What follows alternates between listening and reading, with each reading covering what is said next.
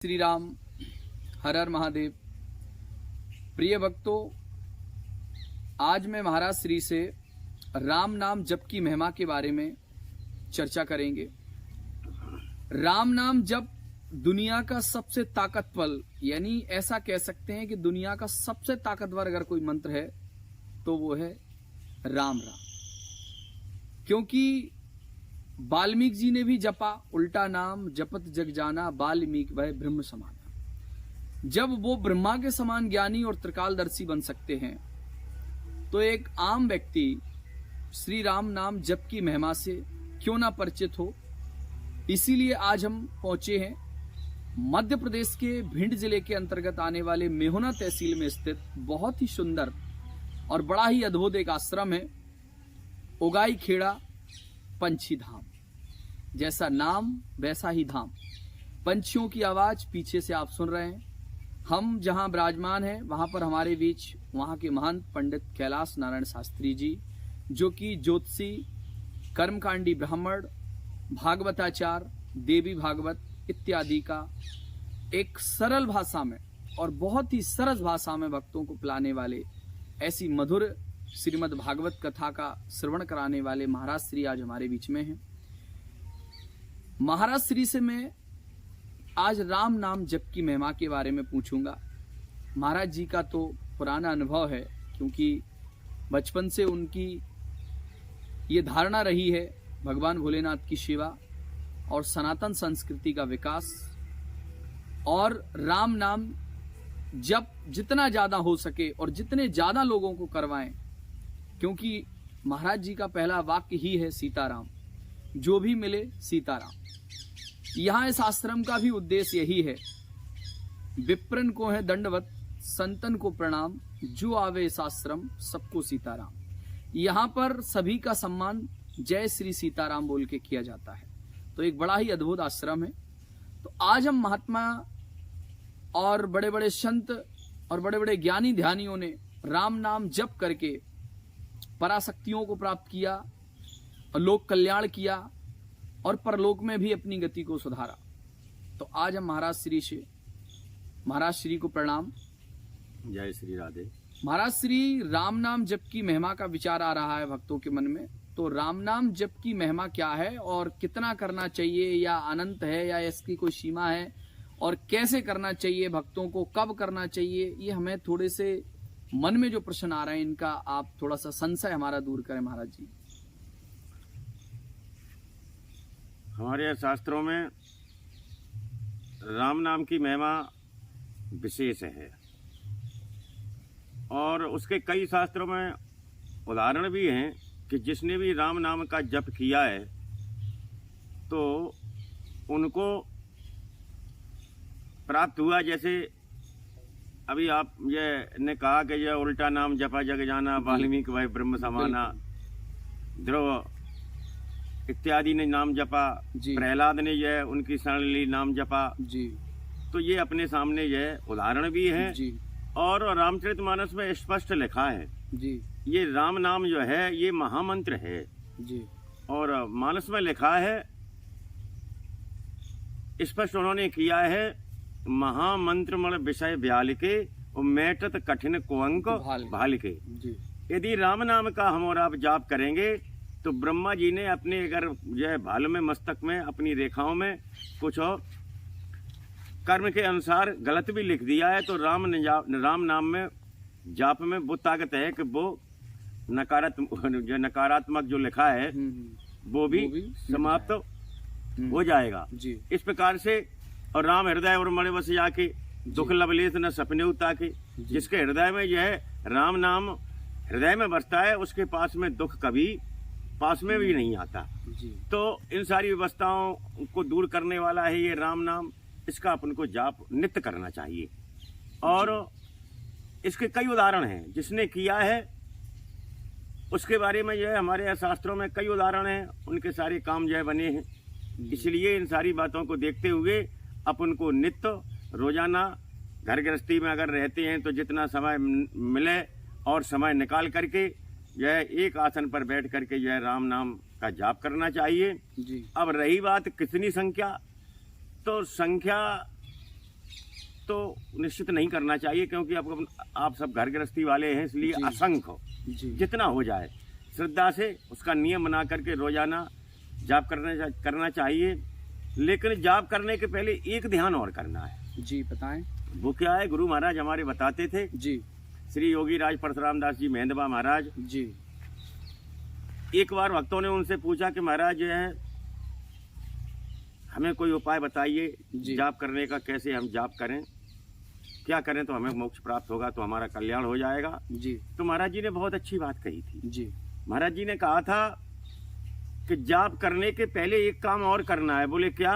कि सबसे बड़ा जाप ये है कि किसी भी जीव को जी ना जायज बेमतलब में जो है कष्ट न देना ही जाप है। अब तुम जो है नाना प्रकार से जीवों को सता रहे हो, उसके बाद जाप करो तो क्या जो है उससे लाभ मिलेगा जी। तो ये सारी बातें महाराज जी ने बताई थी।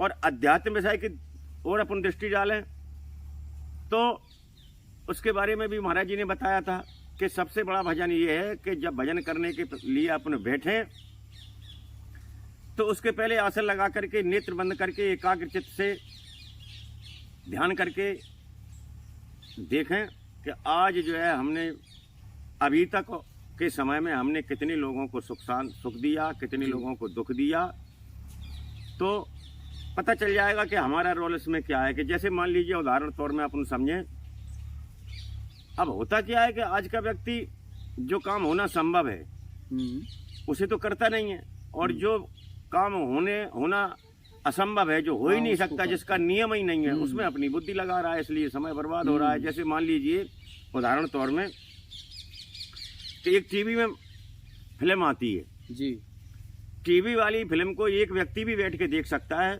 जी, 1000 व्यक्ति भी बैठ के देख सकते हैं। कौन सी फिल्म? टीवी वाली फिल्म जी। लेकिन प्रत्येक व्यक्ति के पीछे कैमरा लगा है, प्रत्येक व्यक्ति की फिल्म बन रही है जी। लेकिन टीवी वाली फिल्म में और अपनी फिल्म में अंतर सिर्फ इतना है कि टीवी वाली फिल्म को एक व्यक्ति भी बैठ के देख सकता है, 1000 व्यक्ति भी बैठ के देख सकते हैं, लेकिन हम और आपकी फिल्म जो बन रही है वो अपनी अपनी देखने का अधिकार है जी। न तो हम किसी की देख सकते दूसरे की, न दूसरा कोई हमारी देख सकता। लेकिन करते अपन क्या है कि जब कोई सामने आता है तो अपनी फिल्म तो देखते नहीं है, दूसरी की व्याख्या करने में लग जाते हैं। अब जितने हम अपने विशेषज्ञ हैं, क्या तुम हमारे उतने विशेषज्ञ हो सकते हो? आप हमारे पास में अभी आए जी, इसके पहले आपने क्या किया वो तो आप समझो ना। बिल्कुल सही बात। हमने क्या किया इसके पहले हम समझे जी। लेकिन जब फिल्म बन रही है जी, तो करना क्या है कि जब बन रही है तो जब शांत होकर के एकाग्र भाव से बैठेंगे तो फिल्म को रिवर्स करके देखेंगे तो पता चलेगा कि जब हमारा रावण का रोल है कि कुंभकर्ण का है कि राम का है कि लक्ष्मण का है, तो पता चल जाएगा। वो जब देखेंगे उसमें रिवर्स करके बदल करके देखेंगे तो पता चलेगा कि ये जब तो हम जो है इस फिल्म में तो हम रावण का रोल कर रहे हैं, कुंभकर्ण का रोल कर रहे हैं, तो बुरा लगेगा। बुरा लगेगा तो उसे सुधार की अपन जरूरत पड़े, समझेंगे तो उसमें सुधार करेंगे। और देख ही नहीं रहे जी तो वह अन्न बन रही है, फिर यह बिगड़ रही है कि बन रही है। इसलिए जो है ये भी विचार करना, जैसे कोई हीरो फिल्म बनाता है तो बनाने के बाद में फिर वो रिवर्स करके देखता है कि इसमें कहाँ कहाँ खराब है, समाज में जाएगी तो लोग नहीं तो जो है क्या कहेंगे, इसलिए वो रिवर्स करके देखता है और उसमें जो भी कमियां रहती हैं, गलतियां रहती हैं, उनको सबको निकालता है। ठीक इसी प्रकार से उन कमियों को अपन दूर करें, अपनी फिल्म देखें और यह ध्येय ये बनाए अपन कि जो है हम अपने द्वारा मनसा वाचा करुणा से किसी भी जीव को नाजायज कष्ट नहीं देंगे, किसी भी जीव को नाजायज कष्ट न देना ही भजन है। ऐसी श्रद्धा लेकर के जो राम नाम का जाप करता है तो उसकी सारी मनोकामनाएं परमात्मा पूर्ण करते हैं। महाराज जी ने बहुत बढ़िया बात बताई। उन्होंने एक उदाहरण लिया फिल्म का, शायद आप सब समझ गए होंगे लेकिन मैं आपको बता देता हूं। उन्होंने कहा कि प्रत्येक व्यक्ति को अपने आप में झांक के देखना है कि उसने आज तक क्या किया, कितने उसने अच्छे कर्म किए, सत्कर्म किए और कितने उसने बुरे कर्म किए। बुरे कर्म होते हैं और अच्छे कर्म होते हैं, तो इन दोनों को ही देखना है। लेकिन महाराज जी का कहना है कि जिस व्यक्ति ने किए हैं वो वही देखेगा, क्योंकि उसकी वो स्वयं की फिल्म है। दूसरा नहीं बता सकता कि आपने क्या किया, आप कैसे हैं, क्या आपकी सोच है। तो महाराज जी ने कहा कि जप करने से पहले आप एक बार अपने आप को तौलो कि हमने अभी तक कितना बुरा किया, कितना अच्छा किया, और अब आगे हमें कितना अच्छा करना है। बुरा तो आप उसी दिन त्याग दें। अगर आप बुराई को त्यागते हैं और जीव हत्या, जो महाराज जी का प्रथम वाक्य था कि चींटी भी आपके पैर से नहीं, जानबूझकर नहीं होना चाहिए। अब धोखे में होता है तो उसके लिए तो ईश्वर माफ करे, लेकिन अगर आपको पता है कि इस जगह कुछ चींटियां हैं या कोई छोटे मोटे जीव जंतु हैं, तो हमें जानबूझकर उनको नहीं सताना है, ना ही उन्हें कोई दंड देना है, क्योंकि दंड देने का अधिकारी परमपिता परमेश्वर ही है जो सबको देता है। हम किसी को दंड देने के अधिकारी नहीं हैं। अगर आपको राम नाम जप करना है, सच्ची सेवा करनी है, तो अपने मन में सरलता लानी पड़ेगी, मधुर वाणी करना पड़ेगा, नम्रता का व्यवहार करना पड़ेगा। आप कोई भी पूजा, तप, जप, नियम, अनुष्ठान इत्यादि कुछ भी कर लो, जब तक आपके अंदर नम्रता, सरलता, आपका स्वभाव अच्छा, आपके अंदर लगन, आस्था, विश्वास, बहुत सारे शब्द हैं, जब तक ये नहीं होंगे तब तक परमात्मा की प्राप्ति नहीं होगी। महाराज जी, मेरा एक प्रश्न है, एक दो भक्त हैं हमसे जुड़े हुए हैं, हो सकता है वो हमारे वीडियो को देख रहे हों। एक, चूंकि मैं जगह का नाम बता रहा हूं, वो कि अहमदाबाद से हैं, तो उन्होंने हमसे कहा कि हमारे यहाँ 1.25 लाख जप हो चुका है, 21,000 हम करते हैं, राम नाम का जप करते हैं, मानसिक करते हैं, लेकिन वो फिर भी परेशान है। आखिर जप करने के बाद भी व्यक्ति परेशान है, तो इसका क्या कारण हो सकता है? ये बहुत ही रहस्यमय प्रश्न है। क्या उसके सदकर्म है, या क्या उसके दुष्कर्म है, या उसने पूर्व में कोई पाप किए हैं, या उसका प्रारब्ध है? क्या कारण है कि वो भगवान का नाम, पूजा पाठ, इतनी सब कुछ करने के बाद भी लोग उसे टॉर्चर कर रहे हैं, परेशान कर रहे हैं? तो इसका क्या कारण हो सकता है? उसका कारण ये है कि अभी उनके यहाँ जो जाप चला जी, और बताया आपने कि उनके यहाँ जाप चला और जाप उन्होंने कराया, स्वयं किया उन्होंने जाप, तो ऐसा नहीं है कि उसका फल उन्हें न मिले। अच्छा, उसका फल भी मिलेगा जी, लेकिन होता क्या है कि अभी तत्काल ये उसका फल नहीं मिलने वाला जी, उसमें समय मिलेगा। जैसे मान लीजिए जाए तत्काल में यह फल इसलिए नहीं मिलने वाला कि जैसे मान लिया जाए एक किसान खेती करता है या व्यापारी व्यापार करता है जी, तो उसमें थोड़ा यह श्रम करना पड़ता है, मेहनत करनी पड़ती है। जी, जी, जैसे मान लीजिए किसान ने बीज बोया जी, तो उसमें फसल जमेगी, फिर जो उसमें पानी लगेगा, कितना श्रम करना पड़ेगा, तब कहीं उसमें जो है कुछ समय बाद उससे काफी लाभ होगा। ठीक इसी प्रकार से अभी क्या है कि उन्होंने जो बीज बोया है राम नाम जाप का, जी, उसका फल मिलने में थोड़ा विलम्ब है। अब होता क्या है कि इसके पहले उनका जो उनकी पहले की जो फसल है वो इकट्ठी रखी हुई है, उसका उन्हें यह फल मिल रहा है, यानी प्रारब्ध। प्रारब्ध। जी, जी, अब वो इधर ये वो पूर्ण हो जाएगी, इधर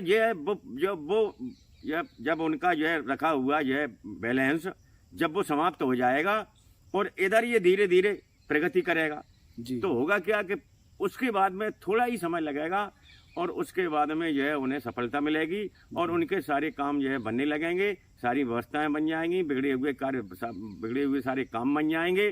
घबराएं नहीं, जाप में लगे रहें। हमारी यह कहना है कि जो है परमात्मा का नाम जो है लोगे और जो है उनका जाप करोगे तो अवश्य ही तुम्हें सफलता मिलेगी। घबराएं नहीं, धैर्य नहीं खोएं, लगे रहें। हमारा भी आशीर्वाद है कि आप जाप करते रहें, तुम्हारी मनोकामना परमात्मा पूर्ण